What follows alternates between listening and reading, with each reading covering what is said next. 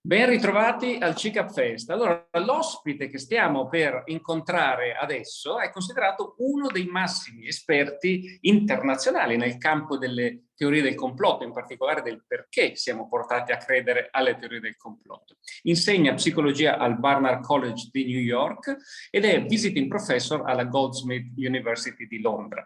Scrive sul New Scientist ed è autore di Menti sospettose, perché siamo tutti complottisti, edito da Bollati Boringhieri in Italia, che è appena uscito in una nuova edizione, tra l'altro tascabile. Quindi diamo il nostro benvenuto a Rob Brotherton. Ciao Rob, benvenuto al CICAP Fest, è un piacere rivederti. Well, thank you very much. Ora Rob, ci sono tanti libri che trattano di teorie del complotto, ma il tuo, che come dicevamo appunto è Menti sospettose, nuovamente uscito in un'edizione tascabile, è sicuramente, senza dubbio, il migliore libro per chiunque voglia capire realmente che cosa succede nella mente di chi crede alle teorie del complotto. Yeah, the book came out originally, it feels like a long time ago now, in 2015. And yeah, I think it holds up well despite recent events. I mean, it seems like a lot of things have changed in those last few years, but I think the book holds up because it takes a very broad perspective on conspiracy theories and conspiracy thinking going back through history. And of course, into our psychology, why our minds lead us towards or away from these kind of beliefs and claims. Il sottotitolo dice perché siamo tutti complottisti. Ecco, vuoi spiegarci perché? Yeah, the tagline was, "We're all conspiracy theorists.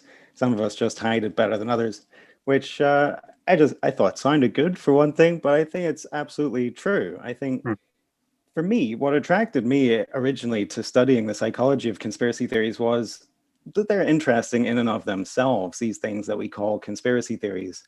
But more than that, I thought they were a useful lens, a way of seeing other beliefs, the way our minds work, to lead us to believe anything at all, much more mundane beliefs.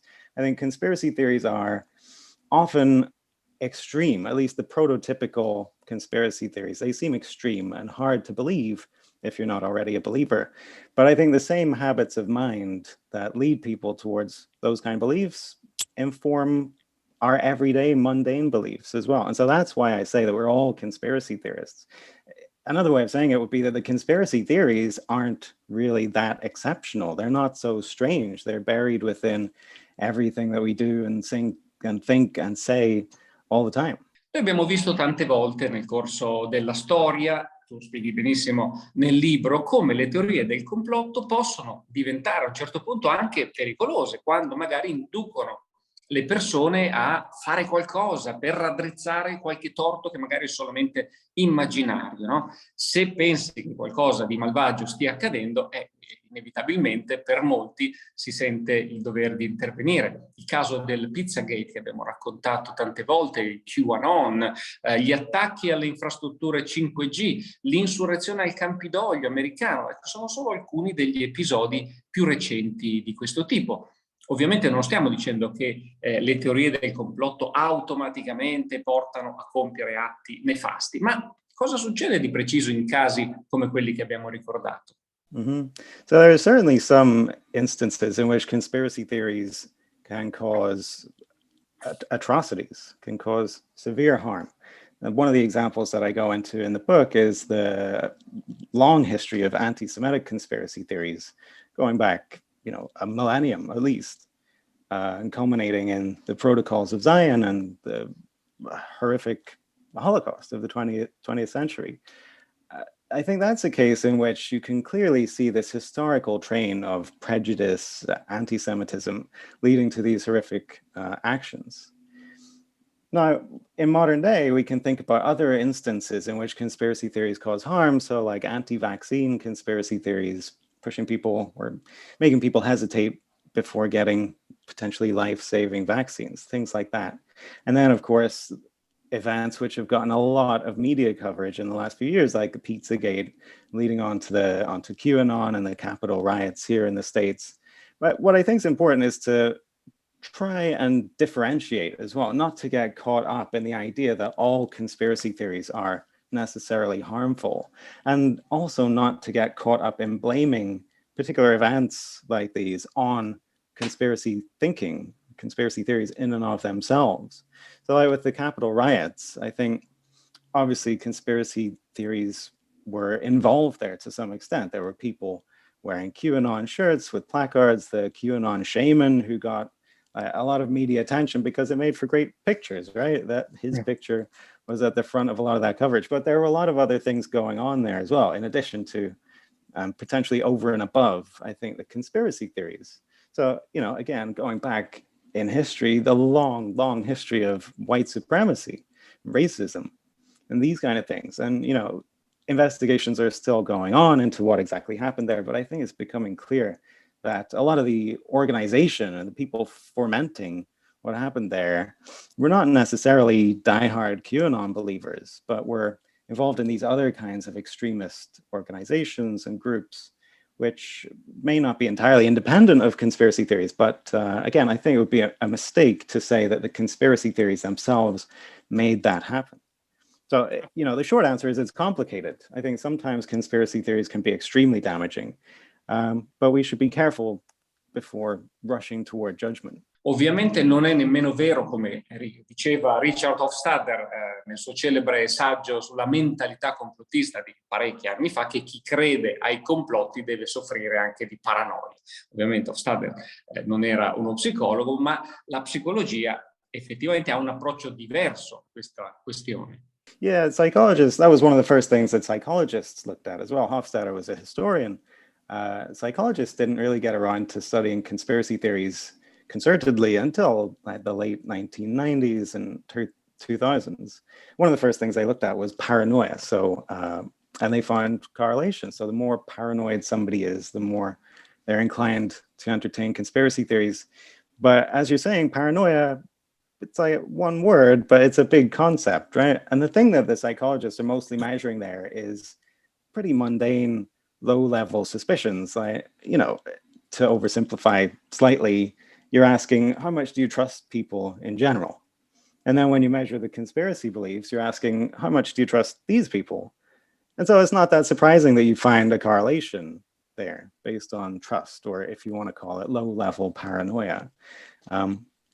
And there's other research along those same lines into other personality traits that may be associated with conspiracy thinking. But I don't think it actually gets us all that far for these reasons. That it's, you know, thinking about paranoia, it's oversimplifying somewhat just to say that you're paranoid, that's why you believe conspiracy theories. Quando si parla con qualcuno che è profondamente convinto di qualche teoria del complotto, gli si chiede ma perché credi a queste cose, a queste teorie? Di solito la risposta è sempre perché ho fatto le mie ricerche, no? Ho scoperto così la verità. Che cosa intendono di preciso queste persone quando dicono che hanno fatto le loro ricerche?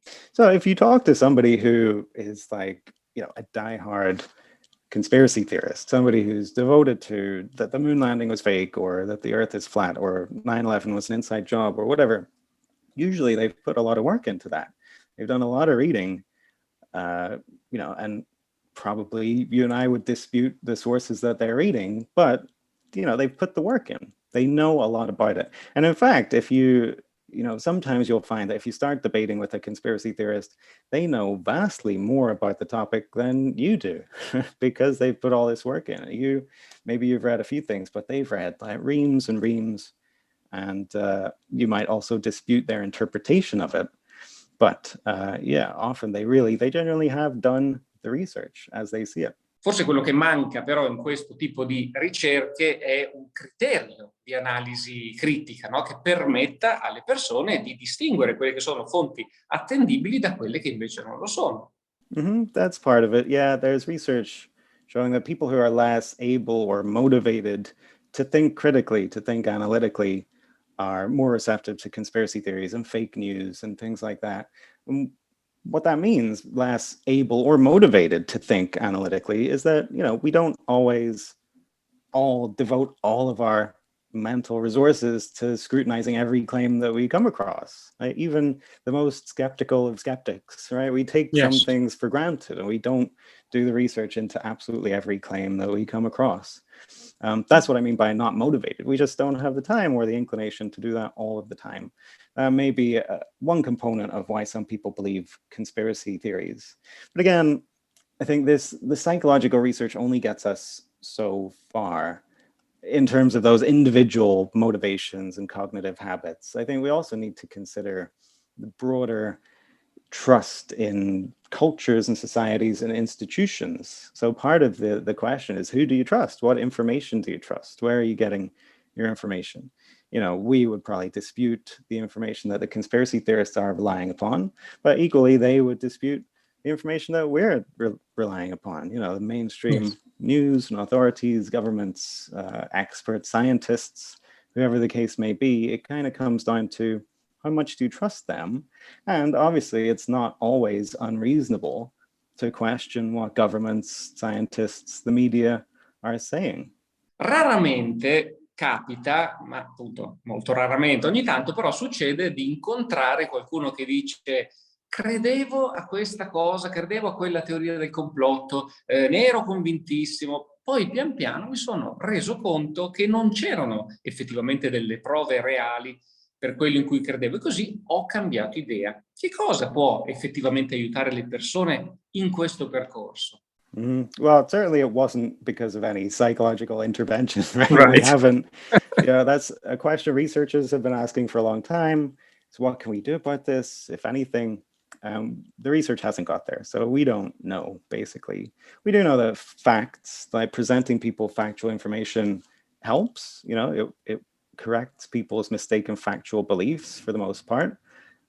There was some research early on kind of casting doubt on that. There was something called the backfire effect, which suggested that people who really believe something, if you tell them it's wrong, you show them corrective information, they'll double down and actually become more convinced the other way. Thankfully, that research didn't really hold up. It was replicated in a much larger study by other researchers, and they didn't find any backfire effect. They found that the facts worked, which is reassuring. But again, there's a question, I think, of who are you dealing with? Is it somebody who's like the most fervent, committed conspiracy theorist who's read all this stuff? They know their topic inside and out, and they're just convinced of whatever it is they're convinced of? Or is it, the vast majority of people who aren't there? They're not all the way down the rabbit hole, but they're just skeptical, curious. They don't completely believe everything that they're being told. The facts may work better there than in the case of somebody who's deeply committed to this belief already.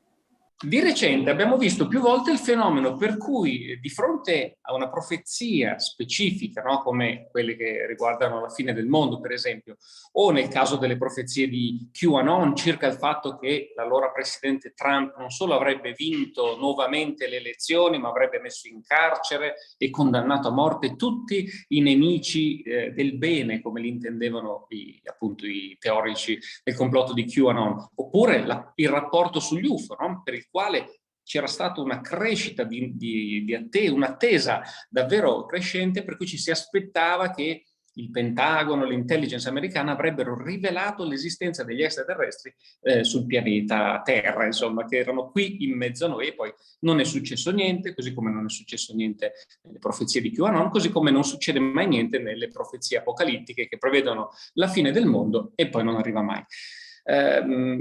Naturalmente c'è chi a queste cose ha creduto e dopo, nonostante non sia accaduto nulla, continuano a crederci. Che cosa succede a queste persone? Yeah, so I think those, there are those people who will remain committed to a particular theory no matter what happens, but they're probably quite rare. There aren't that many people. I think more usually what happens is that these things, they come in and go out of fashion. I think seeing conspiracy theories as an aspect of popular culture is useful in this regard. Like the same way clothes come in and go out of fashion, or TV shows, and then people just move on to the next thing. The same thing happens with conspiracy theories for the most part. Like QAnon has gotten a lot of media coverage for the last few years. It's kind of questionable how many people actually buy into it versus just are entertaining it or entertained by it. But, it'll probably stick around for a little bit or fade out of fashion, and then the next thing will come along. QAnon itself is not some brand new kind of conspiracy theory. It has long historical roots, chains of thought in terms of like not trusting the government and elites and child sex trafficking rings. And, a lot of these ideas, these ideas have happened before. They've come up again, they'll come up again in the future. Forse tra le persone che ci stanno ascoltando c'è chi si chiede, d'accordo, ma io come faccio a sapere se i sospetti, no, che magari mi nascono nei confronti di un episodio che è accaduto, di un personaggio, di un politico, di qualcun altro, insomma, sono sospetti fondati e quindi magari c'è davvero qualcosa di losco sotto, oppure no? Quali sono i criteri che devo seguire? Well, that's kind of the question, right? Like, it gets to what is a conspiracy theory? When is suspicion reasonable? When is it irrational? And if there was an easy answer to that, it would make life simpler, and there probably wouldn't be a job for people, researchers like me. But again, I think it's useful to see these things in terms of fashions. And in one sense, what is reasonable to talk about at any given moment? And within the last week or so, there's been a lot of attention to the lab leak hypothesis about COVID-19, the idea that it leaked out of a Chinese virology lab. For a long time, for the last year or so, that was not a credible belief. That was dismissed as a conspiracy theory. And in fact, there are research papers which use that question. Do you think the virus came from a lab, as a measure of conspiracy beliefs? But no, it doesn't really seem like a conspiracy theory anymore, because, there's columnists writing about it in mainstream newspapers. The president of the US said that it warrants investigation. And so for me, I think that's one of the most interesting things that I've noticed over the last few years is the extent to which things can change in a matter of days or weeks, whether something is considered a conspiracy theory, whether you are a conspiracy theorist for believing it, which is a way of like dismissing you, of saying that you're being ridiculous or crazy. And then that can just change as soon as it suddenly becomes a credible idea to discuss, like UFOs have within the last few weeks as well. È vero, ma forse quello che rende le cose diverse è il fatto che se ci sono nuove prove da esaminare, allora ha senso riprendere il discorso su qualcosa.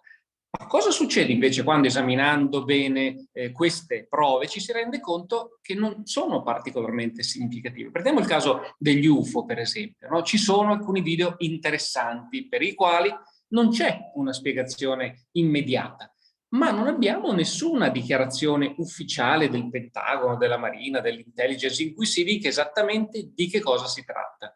Cioè non si dice che sono, per esempio, dei veicoli extraterrestri. Resta dunque un'incertezza, tale quale a quella che c'era prima. Eppure, per certe persone, tutto questo è visto come un'ulteriore conferma di ciò in cui credono. Dov'è la linea di confine in cui qualcosa diventa credibile? I mean, I think fundamentally we're all living in an uncertain world, right? I think uncertainty is at the heart of this. Whether you suspect that the UFOs are real, that they're aliens or whatever they may be, or whether you suspect that they're not, nobody's certain about that. Like, we can't really be certain. And so again, it's kind of this gray area of where do you draw the line about what is reasonable suspicion, and at what point do you become unreasonable, irrational for sticking with some belief or some claim, even if you're not committed to it. You're not necessarily saying this is the truth, but you're saying this is still something that I think we should entertain, even if the front pages of the New York Times and newspapers and politicians and scientists are saying we shouldn't. It's a difficult question. Negli Stati Uniti è appena uscito un tuo nuovo libro che si chiama Bad News, Why We Fall for Fake News, cioè brutte notizie, come mai crediamo alle fake news, che naturalmente speriamo di poter vedere presto tradotto anche in italiano. Sappiamo che la disinformazione, la misinformazione, cioè la diffusione involontaria di false notizie per leggerezza, per superficialità, non sono niente di nuovo. Sappiamo anche il ruolo che gioca la nostra mente nel portarci a credere ad affermazioni infondate, no? Il sistema 1 dei pensieri veloci di Daniel Kahneman, il sistema 2 la razionalità. Dunque, sapendo però tutte queste cose, tu che cosa suggerisci a chi ci sta ascoltando per diventare dei lettori più attenti delle notizie? So, well, the short answer, I think, is to have a little bit more faith in other people, to be critical consumers, and to have a little more humility ourselves. So the longer answer is I start the book with the story of Orson Welles' The War of the Worlds, which I'm sure is very well known. Yeah. Radio show that went out in 1938. It was under the guise of breaking news of an alien invasion, right? And the story is that there was mass panic here in the United States, that people they tuned their radios in, they heard this alien invasion, and they ran into the streets and clogged the highways. People committed suicide so they didn't get vaporized by the aliens.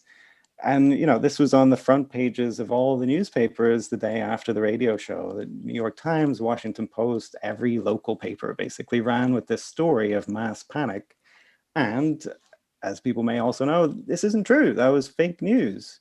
There's been a number of investigations recently, including an excellent book called Broadcast Hysteria, where a historian, a researcher, went through the archives of letters sent to the network and to Orson Welles and the FCC. He just read through these letters. You would expect if there was mass panic, you would find some evidence of it in those letters, in the archives.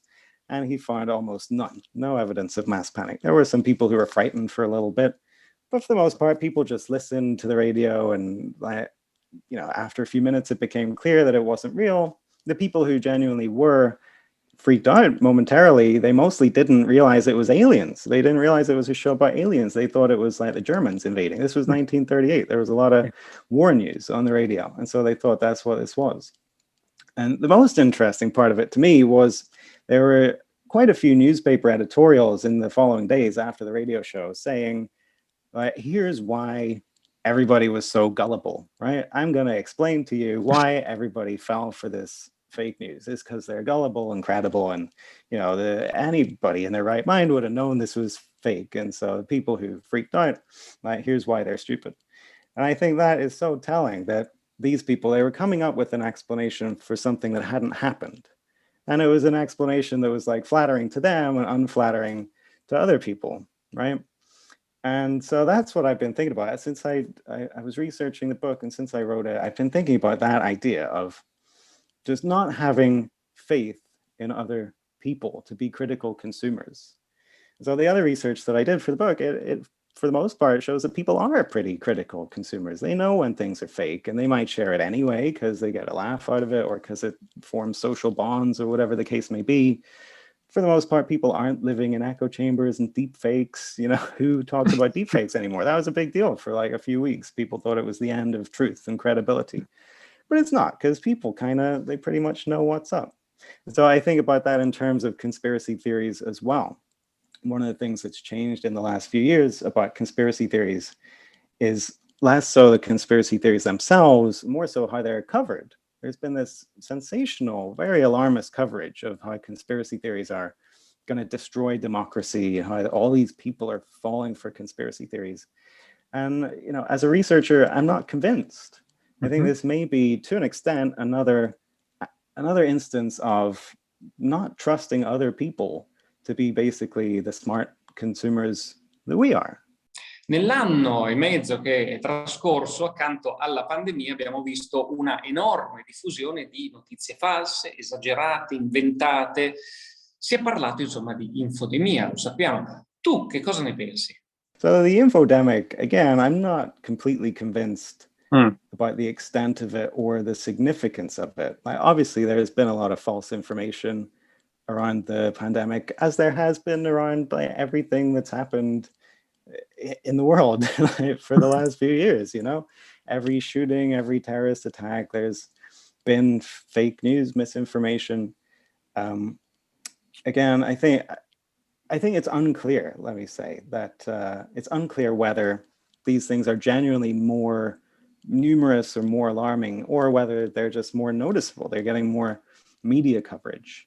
And I think it would be a mistake, again, like with the Capitol riot, to focus on the role of conspiracy theories to the exclusion of other potentially more significant causes like white supremacists, extremist organizations.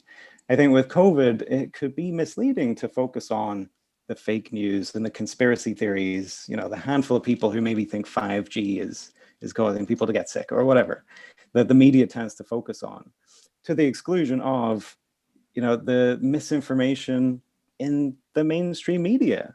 and from our political elites and from global health bodies like the World Health Organization, the CDC, who initially said, don't buy masks. Masks are ineffective. And who only just recently, within the last few weeks or month or two, said that airborne transmission is the main way that COVID gets transmitted, right? I mean, that's not, obviously, it's not fake news. It's not a conspiracy theory in the same way as the moon landing was fake or that kind of thing. But it's potentially, I think, much more influential and much more damaging. And so I'm worried about the fake news, the conspiracy theories getting all the attention, while the more mundane, everyday, misleading information, potentially harmful misinformation, goes relatively less noticed. Per concludere la nostra conversazione, Rob, che cosa suggeriresti a chi ci sta ascoltando in questo momento e magari ha un'amicizia, una persona cara che crede alle teorie del complotto? C'è un modo migliore di un altro per parlare con questo tipo di persone? So, of course it can be genuinely difficult and troubling. There are some people who are so committed to extreme beliefs that it can be hard to communicate. But I think for the most part, people aren't that committed. They're not that far gone. Most people aren't that convinced of pretty much anything, despite what they might say, because it's like easier to have a conversation when you can stake out a position, right? But I think most people would be willing to admit the uncertainty in their beliefs if you can kind of push them in a relaxed way. And by the same token, we should be willing to admit the uncertainty in our own beliefs, that we're not necessarily convinced about things either. Or if we are convinced, why is that? And should we be convinced? Maybe we're a little bit too convinced ourselves.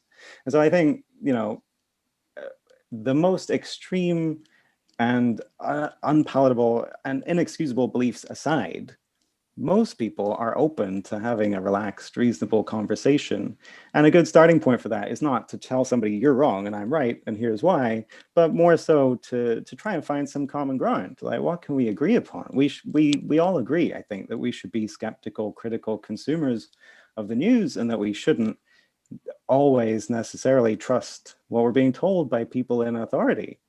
So if we can start from like a point of agreement like that, then maybe we can have a more productive conversation. Grazie Rob, è stato molto interessante. Thank you, it was good talking to you. Prossimo anno speriamo di vederti di persona qui al festival. Intanto il CICA Fest per voi continua.